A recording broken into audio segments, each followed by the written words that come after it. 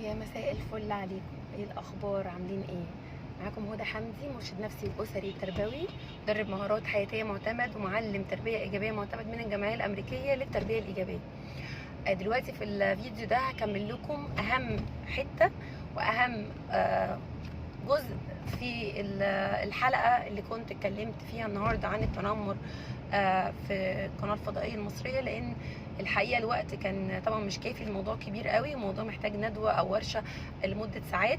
فكان في جزء الحلول او العلاج، طريقه التعامل مع الاهل مع المشكله دي، سواء بالنسبه المتنمر والمتنمر به، او المتنمر والضحيه زي ما بنقول. فكان الجزء ده الحقيقه قلناه في عجاله وما كناش كملناه، وانا كنت شايفه ان دي اهم حاجه للاسر طبعا المصريه ان هي تعرفها من حلقه النهارده.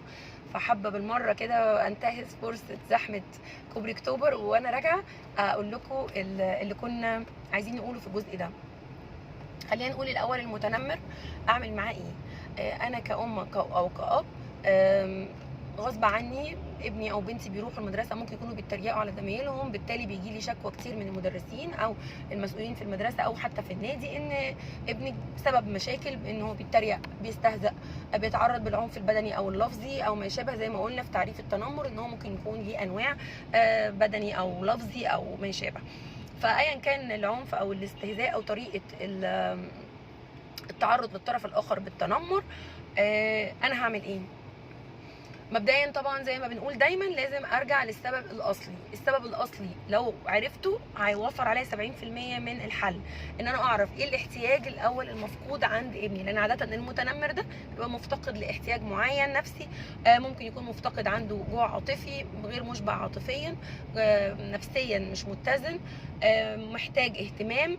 لازم اراجع الاول العلاقه بيني وبين ابني او علاقته في اسرته، وهل هو حاسس ان هو منبوذ، حاسس ان هو مهمل، حاسس ان هو مش معوض بشكل معين او باخر. ده جزء ممكن يبقى مهمل. الجزء الثاني ممكن يبقى مسيطر عليه بصوره زائده، يعني في زي ما قلنا سيطره وتحكم زائد، فهو بالتالي بيسقط الغضب بتاعه او بيسقط عصبيته من ان هو بيعمل حاجات غصب عنه او مش عارف ياخد قرارات، بان هو بياخد قرارات في حياه غيره، بان هو ينفذ الانفعال بتاعه وغضبه على الاضعف منه، بيبدا يتحكم في حياه الاضعف منه، زي ما هو بيتم التحكم في حياته بصوره غير مرغوب فيها، مش قادر يواجه ده مع الاضعف مع الاقوى منه، فبيبدا يواجهه، يسقطه على غيره، وهيكون هو الضحيه بقى اللي هو الطالب او زميله في المدرسه. فيبقى احنا قلنا الاهمال بسرعه. In 200 meters, continue straight to stay on 6th of October Bridge. مش متلبيه احتياجاته النفسيه من اهتمام، من شوفان، يعني needs to be recognized او يتشاف او يتقدر، بحب، اشباع الحب، العاطفه بالوقت اللي بقضيها معاه وبالحاجات التانية اللي قلناها كتير قبل كده عن طرق التعبير عن الحب. الحاجه التانية السيطره، زياده السيطره والتسلط الزائد في حياته، ان انا بفهم Continue straight to stay on 6th of October Bridge. ولد مؤدب، ان انا ما بتدخل في كل كبيره وصغيره وبفرض عليه سلطتي الابويه او ان انا كأم.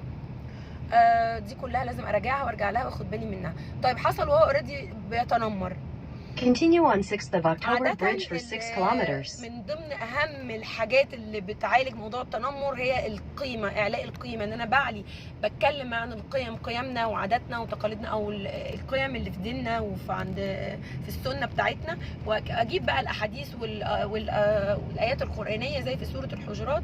وانا بحضر الحلقه الحقيقه كنت ناويه اقول السوره دي او الايه دي، اللي هي لا يسخر قوم من قوم عسى ان يكونوا خيرا منهم، ولا نساء من نساء عسى ان يكون خيرا منهن، وباقي الى ما الى اخر الايه، ولا اللي هي فكره يعني ما معناه اللي هو ما نتنابسش بالالقاب او يعني الايه كامله في سوره الحجرات تقريبا الايه 11. اتكلم بقى واشرحها واوصفها واقول ده، وكنت سمعت كمان حديث امبارح ما معناه عشان مش فاكره نص الحديث، وسبحان الله يعني بالصدفه انا ما كنتش دورت عليه، سمعته في قناه السنه النبويه، بيقول ما يثقلش، لا يثقل ميزان المرء يوم القيامه اكتر من حسن الخلق.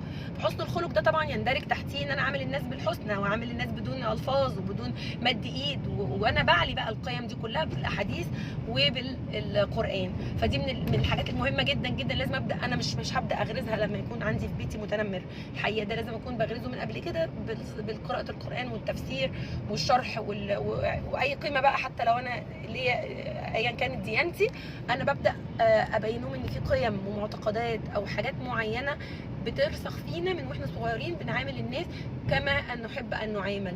يعني دايما نحط نفس مكان الاخر، لو انت هترضى الاهانه دي لنفسك يبقى ما ترضيهاش لغيرك، تعاطف مع الاخرين وهكذا.